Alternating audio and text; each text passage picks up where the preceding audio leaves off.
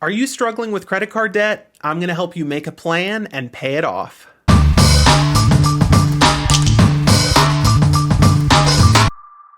Welcome to Gary Talks Money, the finance channel without the gimmicks. My name is Gary, and today we're going to be talking about credit card debt and how you can pay it off. Credit card debt is a massive problem for Americans, and it just keeps getting worse. Rising prices, stagnating wages, and economic uncertainty have fueled a rise in credit card debt in recent years, and it's now the fourth most common type of debt after auto loans, student loans, and home mortgages. These days, Americans have racked up a combined $1 trillion in credit card debt, and that number just keeps rising. If you've found yourself in credit card debt and don't know how to dig out of it, the good news is it can be done. The truth is, a few years back, I myself was in around $10,000 of credit card debt and had absolutely no clue how to get out of it. Thankfully, after doing a lot of research and with a lot of discipline, determination, and sacrifice, I was able to get back on my feet and pay off every penny of it. Along my debt payoff journey, I realized that a lot of people, myself included, didn't have very good financial literacy or common sense money knowledge. That was a big part of what motivated me to start this YouTube channel in the first place. So, over the next few weeks, I'm going to be making a series of 4 videos about getting out of debt.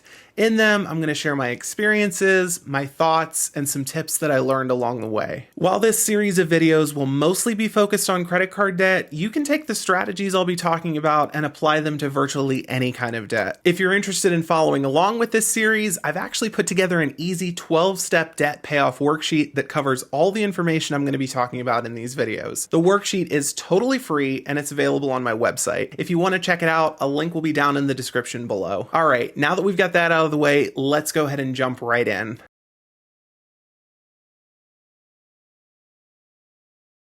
So before we get started with step 1, I want to take a moment to talk a little bit about the psychology of debt and what makes people get into large amounts of credit card debt. Now, I have to say I'm not a psychologist, I'm not a mental health expert, but I do know a little bit about the psychology of money and the psychology of spending, and we're going to address that really quickly before we get started with step 1. So if I'm talking to anyone about debt, I like to remind them of the old saying, the first step to solving a problem is to recognize there is one. And that's a huge first step for anyone that is in a large amount of debt. A lot of times you'll see individuals that are in large amounts of debt and they're in total denial about it. They do not want to talk about it. They do not want to acknowledge it.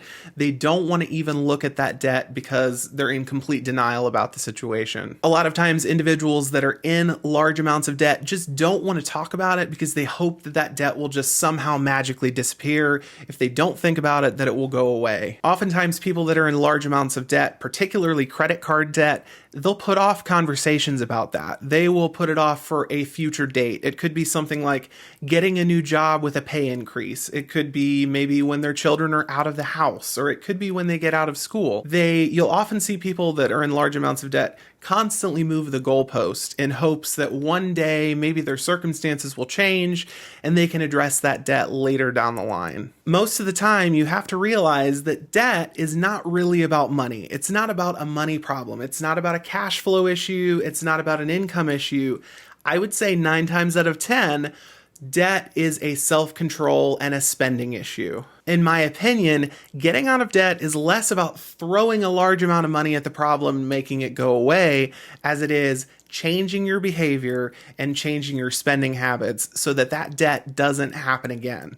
Because the last thing that you want to do is throw a bunch of money at a debt problem, pay off credit card debt, pay off personal loans, pay off student loans, whatever it may be, get all of your debt cleared, and then a few months down the line find yourself in a situation where, oh no, I'm in more debt again. It's a vicious cycle and you're going to repeat it if you don't change your behavior. So how do we solve debt? How do we solve credit card debt? How do we solve large amounts of debt? I'm going to be going through this 12-step process that's in this worksheet. If you want to follow along, like I said, there's a link in the description. You can print out that worksheet and follow along. This first video, we're going to be going through the first 3 steps in that process, but basically the first step before all of the other 12 steps is develop a plan and stick with it. I would say before anything else on the list, if there was a step 0 before step 1, it would be sit down, acknowledge the issue, develop a plan, and stick with it. So my recommendation is, if you're a couple, sit down together, talk about the issue, address it, look at it head on, and say, hey,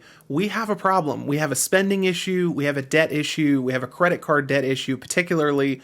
We need to solve this. This is detrimental to our family. We've got to fix this. The next thing is you've got to commit to making financial changes. You've got to sit down, you've got to talk to your significant other, you've got to talk to your partner, and you've got to say, hey, we've got to make changes. This is a group effort. This is a team thing. If we don't both change our spending habits, then this is not going to work. So you absolutely have to be on the same page. Once you've committed to it, you need to commit to holding each other accountable. So the great thing about having a spouse, the great thing about having a partner is that person is there and they can watch over your spending habits. They can see how much money you're spending and they can help you stay accountable and stay on track. How can you do that? Well, my recommendation is to set up check-ins. Set up a check-in date every few weeks or every month where you guys sit down, you take a look at the finances, and you look at how much progress has been made since your last meeting. If you don't set up those check-ins, you're not going to know what your progress is, and you may not be making as much progress as you think you are. If you're single, the situation is going to be a little bit different. You're going to have to look for an outside person to help you with this process.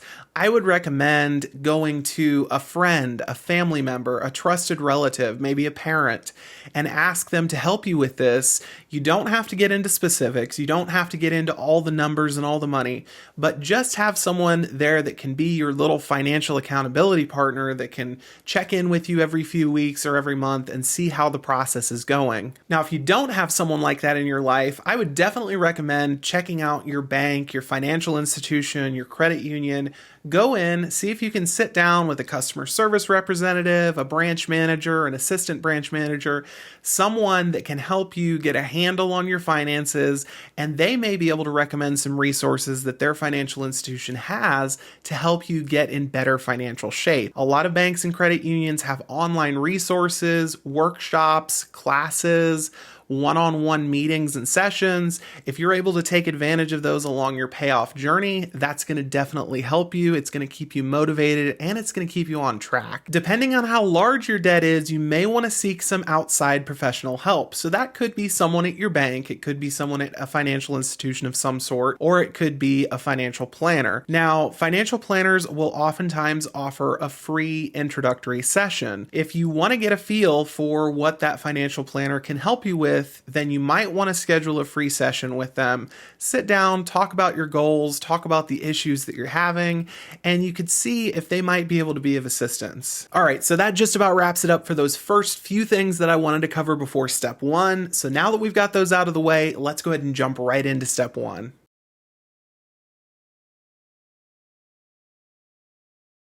All right, welcome to step 1. Step 1 is called Stop the Spending. If you're looking at the worksheet, you're going to notice that there's an exclamation point on that because this is a super important introductory step. And I want to emphasize it because this is the number one thing that is going to help you get out of debt. That's why it's at the beginning of this worksheet. Stopping the spending, stopping the bleeding, stopping the flow of money out of your bank accounts, plugging the hole at the bottom of the bucket, so to speak, is what's going to help you save up money and pay off that credit card debt that you have. Now, the very first thing in step 1 that I recommend people do is cut up or relocate your credit cards. If credit card debt is your problem, you need to stop spending on those credit cards. The number one easiest way to do that is to cut up or relocate those cards. So it might be putting those in a top dresser drawer, putting them in a safe if you have them, putting them in some location that is not in your wallet so that you're not spending on those cards every single day. Really what you want to do is remove the temptation to spend, and making those cards inaccessible is what's going to help you stop spending, and it's going to help you reduce the temptation to use them. The next thing that I want you to do after you've cut up or relocated those credit cards is I want you to do a thorough evaluation of what you've been spending your money on. So So that might be going into your credit card's app. It might be looking at your recent paper statements if you receive them. It might be looking online at your credit card dashboard. And many credit cards will offer a breakdown of spending. I know Discover offers a pie chart that shows you exactly the categories that you're spending. So it'll show you gas, it'll show you food, it'll show you entertainment. If you have something like that on your credit card, definitely take a look at it. That's going to really help you evaluate what your biggest spending categories are, and then it's going to help you develop a plan to cut back in those categories drastically. Now, there's certain categories, like I mentioned, gas and food, those might be a little bit more difficult to cut back in, but you're going to see, oh, I may have been spending way more in entertainment this last few months or last few years than I should be, or it could be some other category like retail shopping. Then you're going to be able to see really quickly, okay, these are the categories that I need to slow down in, stop in, and reevaluate, because those are the ones that are causing problems for me. Once you've done that, my next recommendation is going to probably hurt some people. It's definitely hurts my soul because I love eating, but it's stop all non-essential purchases on food, restaurants, convenience foods, convenience store purchases. These are going to be huge expenditures that add up really quickly. They may not be very large each time. It could be $2, $3, $4, but these add up, especially when you're talking month to month, year to year. These add up very, very quickly. So what I want you to do is I want you to begin cooking meals at home. If you're not doing this already, if you're spending a lot of money in restaurants, if you're spending a lot of money on prepackaged foods, convenience foods, then I want you to start meal prepping, and you need to start purchasing a majority of your food either at grocery stores or at wholesale clubs. Purchase your food somewhere where you have the opportunity to get a bulk savings. If you're purchasing things prepackaged in small packages or pre-made,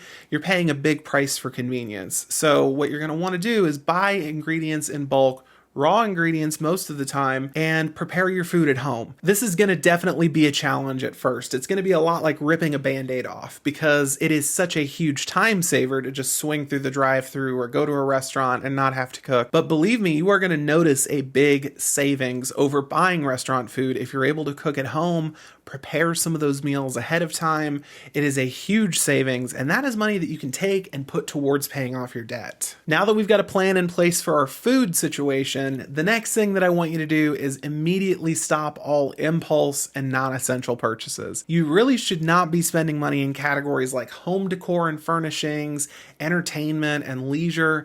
These are things that are going to hurt at first, because you're going to notice, oh, I can't run out to the store and just grab whatever, or I can't go and do this leisure or entertainment activity that maybe I did before.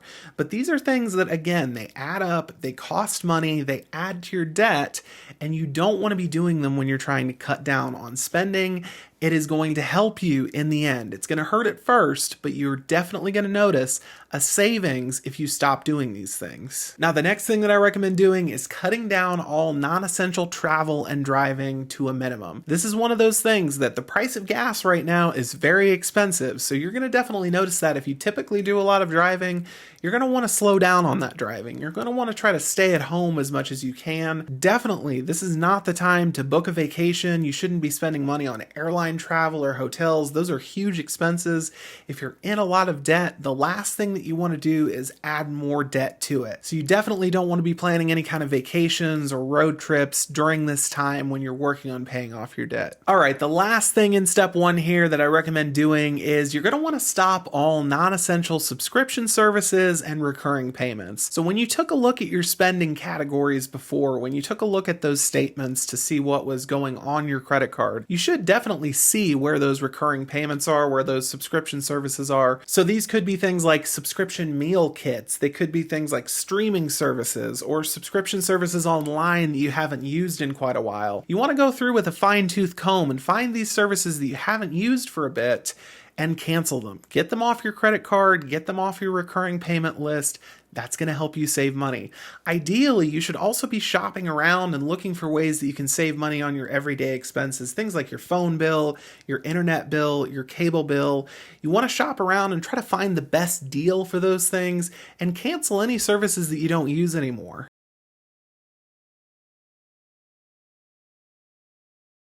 All right, welcome to step 2. Step 2 is called track your debt.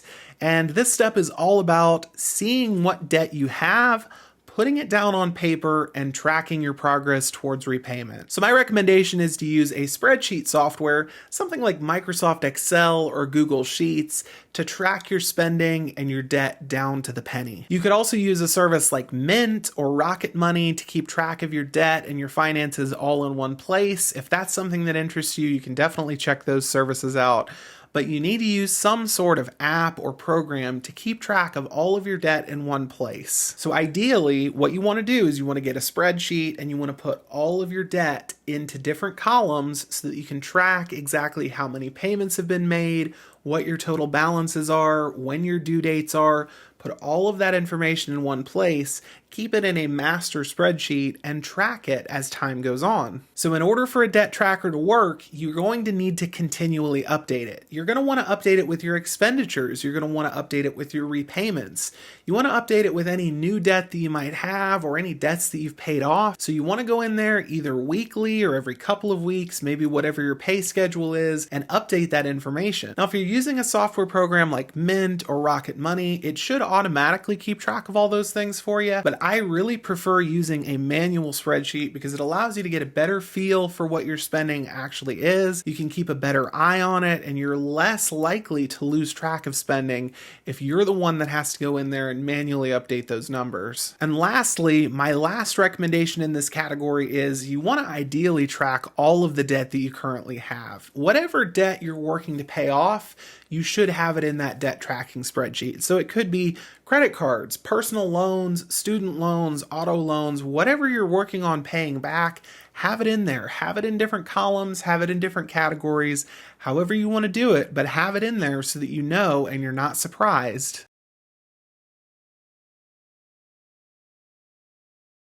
All right, step 3 is called develop a budget. And this is a very important step, and it goes hand in hand with step 2. These are very similar steps. That's why they're so close together and they're so early in this process. Developing a budget is very, very important. And there's a good chance that this might be the very first time that you're developing a budget if you've gotten yourself into a situation where you have a lot of debt. A budget allows you to know exactly how much money you have, where it's going, and how much money you're saving towards repayment. Now, very similar to step number 2, where you were tracking the amount of debt that you have, with step number 3, you're actually going to be tracking how much money is coming in and exactly how much money is going out. Now, just like with step number 2, you can use any type of software that you would like. You can use a spreadsheet program like Google Sheets or Microsoft Excel. You can even use budgeting programs like Mint or Rocket Money. You can use other budgeting apps if you'd like, but the really important thing is that you sit down and set up a budget and keep track of your money all in one place. Now, there are a ton of different ways to set up a budget and track your finances. If you're interested in learning more about budgeting, check out the last 2 pages of my worksheet. There are links to budgeting resources there, and you can learn all about setting up a budget, what categories to use, and how to do it. Speaking of categories, your budget should have a few basic categories in it, and I would recommend having at least these 7 things listed on your budget. Number 1 would be housing. Housing is anything that has to do with your housing expenses. So that could be your mortgage payment, it could be your rent payment, any kind of expenses that go to the upkeep of the house would go in that housing category. The next thing would be transportation. So the care and upkeep of your vehicles, your auto loan, gas, all of those things are going to go in the transportation category. The next thing is food. You're going to have to eat something, so you're going to want to have a food category for your groceries. Any kind of food expenditures, that's going to go in the food category. The next thing is utilities. So that's going to be your water payment, your power bill, your gas bill, whatever types of utilities that you might have, whether it be a phone bill or a cable bill. All of those are going to go in the utilities section. The next thing is going to be insurance. That's going to be homeowners insurance, car insurance, any types of other insurance that you may be paying for. Put those in the insurance category. The next thing is medical and healthcare. Any kind of healthcare expenses that you have, whether that be a doctor's appointment or a dentist appointment that you're paying out of pocket for, Those are going to go in that medical and healthcare category. And finally, a category for savings and debt payments. So you're going to want to have a space to put money to save and any money that you're going to put towards paying off your debt. That's going to go in that last category. So have at least those 7 basic things on your budget. Now, when you're budgeting, it's easy to get caught up in looking at all of the ways that you can save money and all of the places that your money is going, but I want to caution you to put enough money in every category for your essential bills.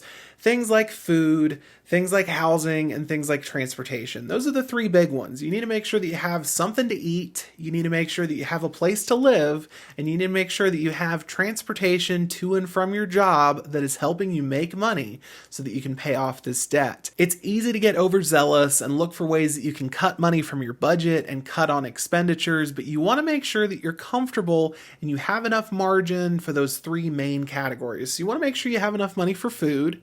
You want to make sure that your rent payment or your mortgage payment is getting paid on time and you have enough money for that. And you want to make sure that your car payment is getting paid if you have one. You want to make sure that your insurance payment for your car is getting paid.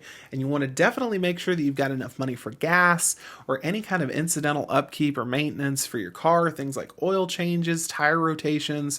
Build enough money into your budget for those things because you don't want to be scrambling and you definitely don't want to pay so much money back for your debt that you're left with no money to live off of. So what I would recommend doing is going back and taking a look at your historical spending in those 3 categories and make sure that you allocate at least that much money, if not 10 to 15% more, just to make sure that you have enough and that you're not going to be caught by surprise in those categories. Now, it is totally fine to make changes to your budget as you need to, especially in those 3 core categories. So what I would recommend doing is setting up a budget for 1 month, going through, seeing how things work, and coming back the next month and making any tweaks or adjustments as necessary. Because the most important thing is that we want to make sure that all of your basic needs are met. All right, guys, that's going to be about it for this video. Thank you so much for watching. I hope that you found this information helpful. If you did, be sure to slap that like button and let me know what your favorite thing was down in the comments section below. Of course, don't forget about the free 12-step worksheet that I mentioned earlier. That will be available down in the description below. If you're interested in seeing more of my videos, check out a playlist up there and down in the description below. Until next time, guys, take care, and I'll see you later.